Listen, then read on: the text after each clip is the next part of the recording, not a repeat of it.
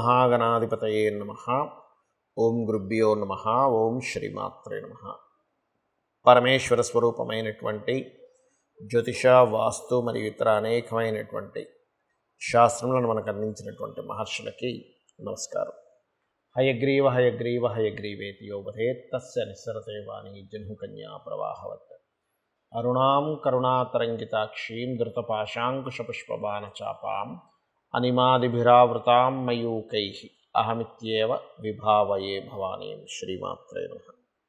ప్రేక్షకులకి ఆ లలితాంబిక అమ్మవారి యొక్క అనుగ్రహం పరిపూర్ణంగా కలగాలని మనస్ఫూర్తిగా కోరుకుంటూ మనం ఈరోజు చెప్పుకోబోయేటువంటి టాపిక్ ఏమిటి అంటే అస్తంగత్వ దోషము అని ఉంటుంది.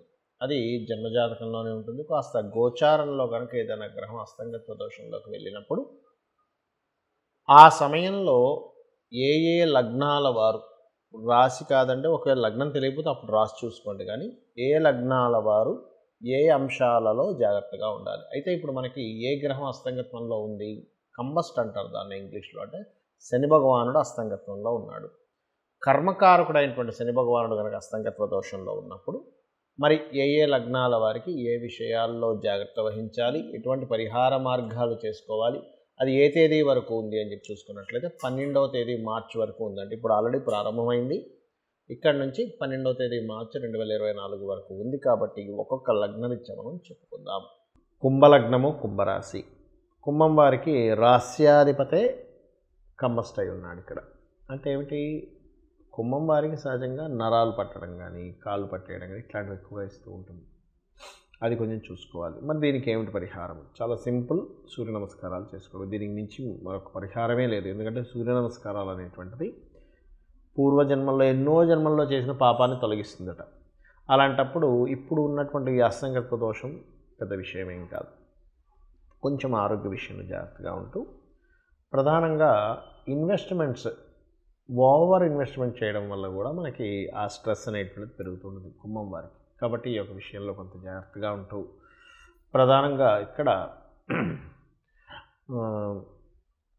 చిల్డ్రన్స్ని ఎక్కడైనా లాంగ్ జర్నీస్కి పంపించేటప్పుడు కొంచెం జాగ్రత్తగా ఉండండి సంతాన సంబంధించిన విషయంలో.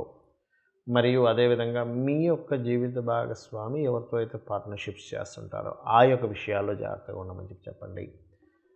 అలాగే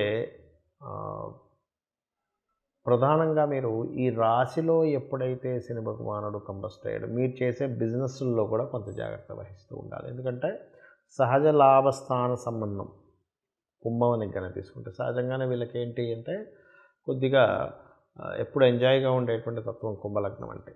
ఆ ఎంజాయ్గా ఉండే తత్వానికి అధిపతి అయినటువంటి శని భగవానుడు రవి ద్వారా కంబస్ట్ అవుతున్నాడు. కాబట్టి ఏమిటి, కొంచెం ఏదైనా ఒక వివాహ సంబంధాలు ఉంటాయి చూసారు ఇప్పుడు. ఎందుకంటే కుంభం నుంచి సప్తమ స్థానాధిపతి వచ్చి కంబస్ట్ చేసుకుంటున్నాడు. కాబట్టి కొన్ని పార్ట్నర్షిప్స్, వివాహ సంబంధించినటువంటి విషయాలు, వాళ్ళ మూలంగా కొంత స్ట్రెస్ ఉంటుంది. అంటే జీవిత భాగస్వామి మూలంగా కొంత స్ట్రెస్ ఉండడం ఇటువంటివి జరుగుతుంటాయి. కాబట్టి ఈ యొక్క అంశాల్లో కొంత జాగ్రత్తగా ఉండండి. ఇక మీరు చేయవలసినటువంటి దేవతారాధన ప్రధానంగా విష్ణు సహస్రనామాలు, అంటే సూర్య భగవాను చూస్తూ విష్ణు సహస్రనామాలు చదివినా కూడా చక్కటి రిలీఫ్ అనేటువంటిది ఉంటుంది.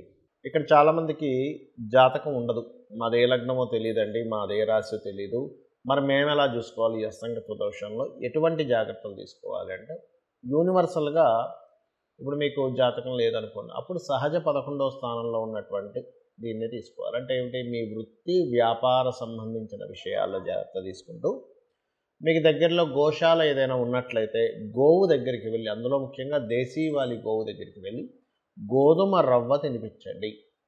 ఇది ఒకటి చేస్తే సరిపోతుంది. అదేవిధంగా ఆదిత్య హృదయ పఠనం చేయడం, సూర్య నమస్కారం చేసుకోవడం. నాకు మొత్తం ఆదిత్య హృదయం చదవడం రాదండి, చక్కగా ఉదయం నిద్రలేచిన వెంటనే సూర్యుడు ఉదయిస్తూ ఉంటాడు, మనస్ఫూర్తిగా నమస్కరించుకుంటే కూడా ఈ శని భగవానుడు అస్తంగత్వ దోషం అనేటువంటిది పరిపూర్ణంగా పోతుంది. అదేవిధంగా శనివారాల పొరపాటును కూడా ఇంపార్టెంట్ డెసిషన్స్ కానీ, ఇంపార్టెంట్ చేయడం కానీ, ముహూర్తాలు పెట్టుకోవడం కానీ చేయకండి. ఏదైనా గ్రహం కనుక అస్తంగత్వంలో ఉన్నప్పుడు ఆ రోజులు అంటే శనివారాలు, శని హోరలు ఉంటాయి. మీకు ప్లానటరీ టైమ్స్ అని ఒక యాప్ ఉంటుంది. ఆ యాప్ డౌన్లోడ్ చేసుకుంటే మీకు శని హోర ఎప్పుడు వస్తుంది ఏమిటి అనేటువంటిది తెలుస్తుంది. ఇది ఒక జాగ్రత్త తీసుకోండి. అయితే ఇక్కడ ఇది గోచారంలో జరిగేటువంటి కాంబినేషన్, దీని యొక్క ఫలితం ఇది. అయితే ఎందుకంటే 30 సంవత్సరాలకు ఒకసారి మాత్రమే వస్తుంది ఈ కాంబినేషన్ అనేటువంటిది, శని రవి కలిసినటువంటి కుంభరాశిలో. అయితే మరి ఇది ఇలా ఉండగా పర్టికులర్గా మరి దీనికి మనం ఎంతవరకు జాగ్రత్తలు తీసుకోవాలి, ఇంకేదైనా ఉంటుందా అంటే ఒకటే గుర్తుపెట్టుకోండి, మీ జన్మజాతకంలో కనుక బలమైనటువంటి ధనయోగ దశలు నడుస్తున్నా, చక్కటి గృహయోగ దశలు నడుస్తున్నా, మంచి వ్యాపార యోగ దశలు నడుస్తున్నా, నీచభంగ రాజయోగం విపరీత రాజయోగానికి సంబంధించిన దశలు నడుస్తున్నా మీరేం కంగారు పడాల్సిన పని లేదు. ఎందుకంటే మన జన్మజాతకం చాలా ముఖ్యమైనటువంటి అంశం. మనం జన్మించినప్పుడు ఉన్నటువంటి సమయాన్ని, తేదీని, నెలని, సంవత్సరాన్ని, ప్రాంతాన్ని తీసుకొని మనం జన్మించినప్పుడు ఉన్నటువంటి గ్రహస్థితి ఎలా ఉంది అనేటువంటిది తీసుకుంటాం. అంటే గ్రహాలు కనుక జన్మించినప్పుడున్న సమయాన్ని బట్టి మనం పూర్వజన్మలో చేసుకున్నటువంటి కర్మ ఆధారంగా ఈ యొక్క గ్రహాలు అక్కడికి వచ్చి స్థితి పొందుతాయి. అంటే ఆ సమయంలో జన్మించేలాగా శ్రీకృష్ణ పరమాత్మ అంటే ఆ భగవంతుడు మనకు చేస్తాడు. ఆ రకంగా ఒక మంచి కాంబినేషన్లో పుట్టామనుకోండి, గోచారంలో ఎన్ని మార్పులు వచ్చినా లేకపోతే ఎన్ని ఇదవుతున్నా పెద్ద ఎఫెక్ట్ అనేటువంటిది ఏదో కించిత్ ఎఫెక్ట్ మాత్రమే ఉంటుంది.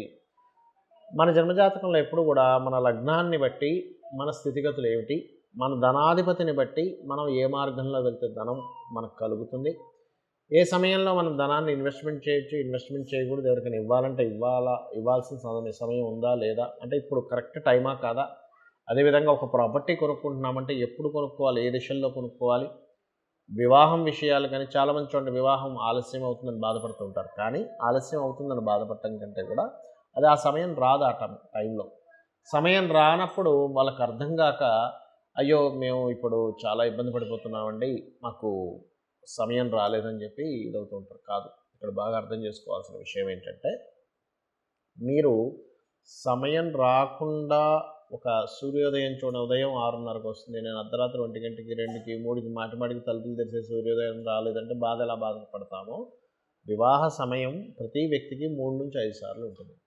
ఆ సమయంలో అవుతుంది. చేయకూడని సమయాలు ఉంటాయి, అది మీ పర్సనల్ చార్ట్లో ఉంటుంది.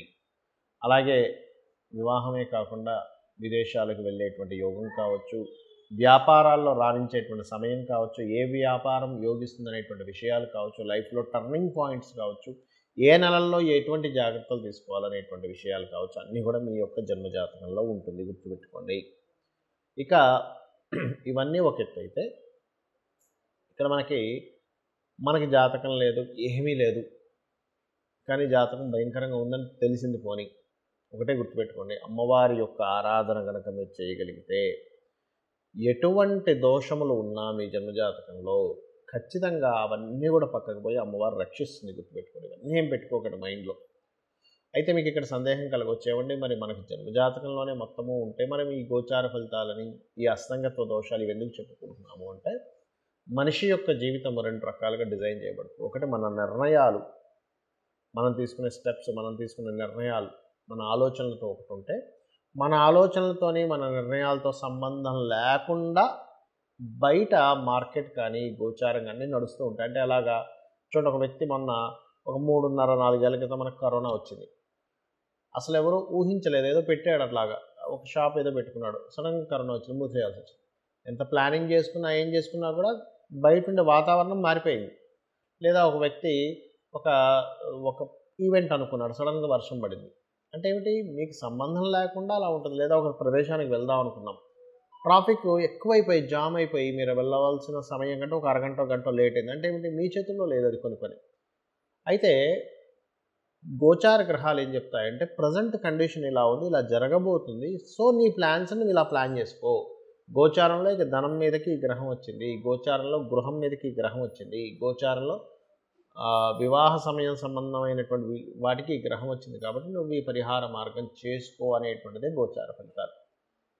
కాబట్టి మీరు ఈ యొక్క గోచార ఫలితాలని, మీ జన్మజాతక ఫలితాలని తెలుసుకొని ఆ అమ్మవారి యొక్క అనుగ్రహాన్ని పరిపూర్ణంగా పొంది మీరు ఆయురారోగ్యాలతోని అష్టైశ్వర్యాలతో తొలతూగాలని మనస్ఫూర్తిగా కోరుకుంటూ శ్రీమాత్రే నమః.